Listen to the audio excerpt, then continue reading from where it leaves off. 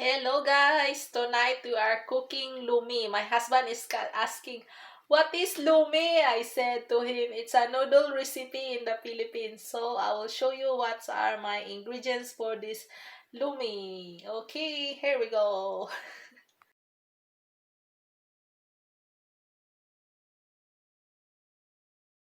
So the ingredients are only that. We have meat slice, meatballs, the noodles, it's called miki.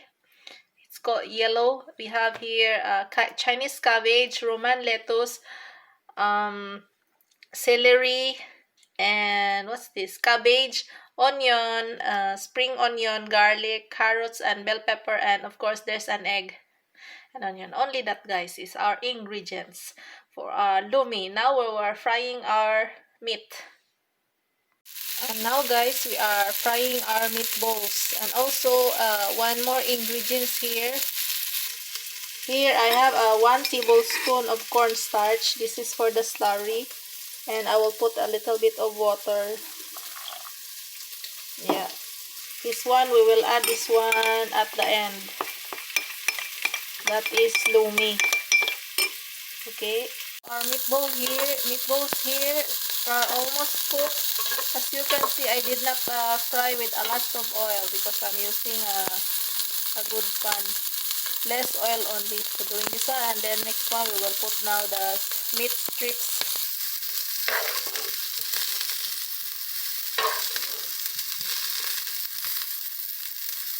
Now we're cooking our meat strips. Now I first cook the bone.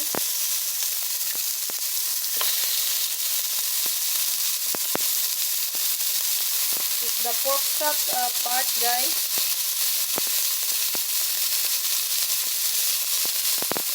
We're turning our meat strips.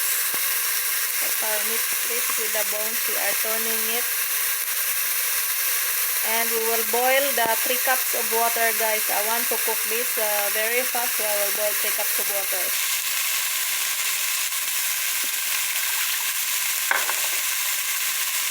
Yeah, boiling that one, guys.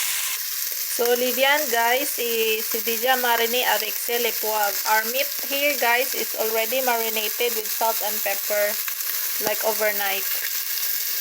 Mariné pendant toute la nuit. On nuit. What? Now, guys, I will add the oil. And I will put the onion and garlic. I will not burn that one. Yeah.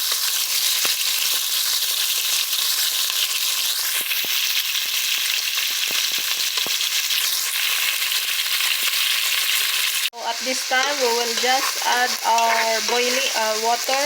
If it's not yet boiling, we will add. Yes. Ooh. So we'll add our water, 3 cups of water, guys. And let's cover and let it boil.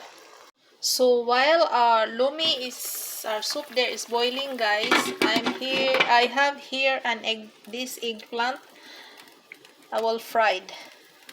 It's not part of the lumi, but it's really good to eat with this one also, plus the shrimp paste. So I will just fry. And yes, that's it. So that's our fried eggplant, guys.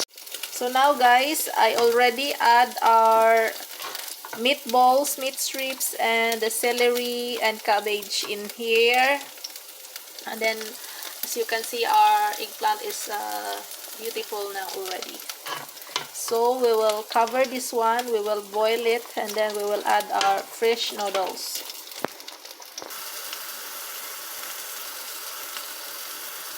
So now, guys, we're adding our noodles, fresh noodles. Yes, and our carrots and bell pepper. And we stir a little bit.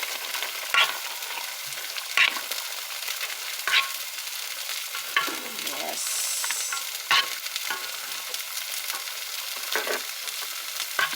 And then we will cover it. Yeah.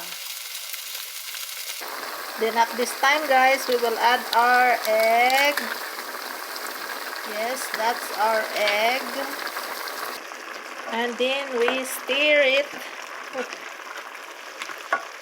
The smoke. Our fresh noodles is already cooked, guys. Now we are adding our vegetable. The celery, the bok choy. It's not the bok choy, the Roman lettuce. And then I will add the slurry here. On this side, I will add the slurry. Okay. And we will mix it.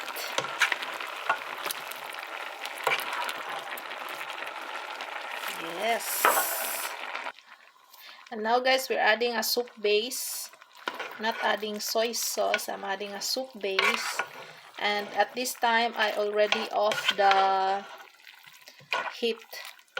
Parce que c'est déjà, regarde. C'est just comme ça, le LOMI. Not a lot of soup because only me and my husband will eat that one. So our LOMI is prepped. Normally in Philippines, the LOMI have a lot of soup. So now our LOMI is ready and our eggplant is also ready. Better like that, honey.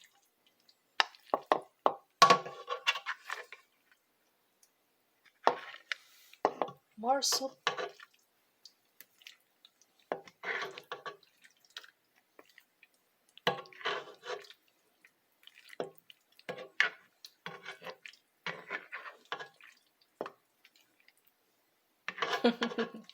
Our LOMI is done. That is LOMI, guys.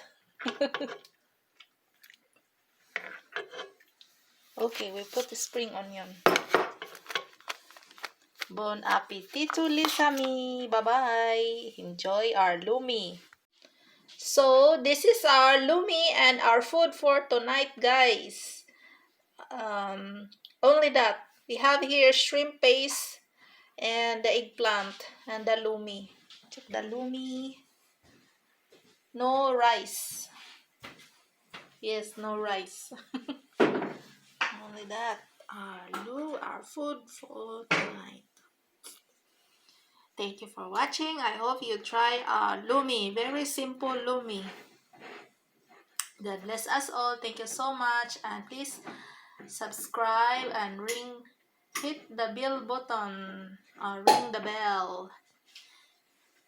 And you can comment, ask any question, give me some tips. Yes. And have a wine. Chin chin.